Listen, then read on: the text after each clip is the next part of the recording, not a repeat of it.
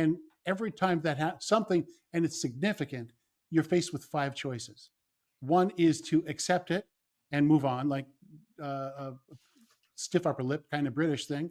Another is to stop and fix it, uh, resolve the problem that caused it. Third is to pivot, to take the resources you've been putting into this and go a totally different direction.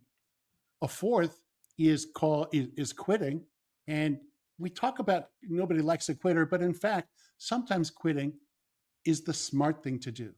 Annie Duke wrote this book called Quit, and it's very detailed about um, you have to, from this point forward, not looking backwards, think of the, what is it called, the net present value financially and emotionally of continuing down that path versus the net present value, and she has a different term for it, I forget, of going somewhere else or just stopping it.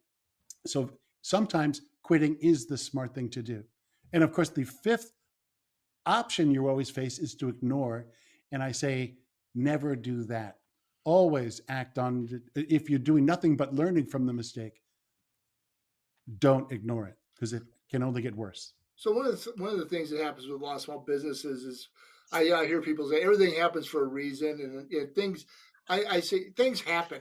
It's how you react to it and how you address the problem. That's the important piece. And it sounds to me like that's kind of what you're doing as well, because it may be something happens. You say, you know what, we just need to call it quits, walk away from it, or like you said, we fix the problem. And there's going to be a different approach, but I think small business owners sometimes they don't think about it's the reaction that's so important to the issue, and they just keep ignoring it is probably the worst piece that you can do. Ignoring it, keep doing the same thing over and over again.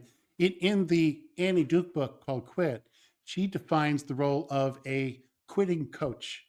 So if somebody's in business trouble, this guy comes in and you sit down and you think honestly, well, I know, and he's very aware of entrepreneurs' optimism because they'll never say, well, we've done bad and I'm going to get out now. So the objective discussion is, okay, let's think 2 to 3 months from now, we're going to sit down again. What are the signals? What are the objective measures you're going to need to see to know that you're helping turn this thing around? Your sales are going to hit this. You've got your profitability back. Your customers are more friendly. Some measures that are objective.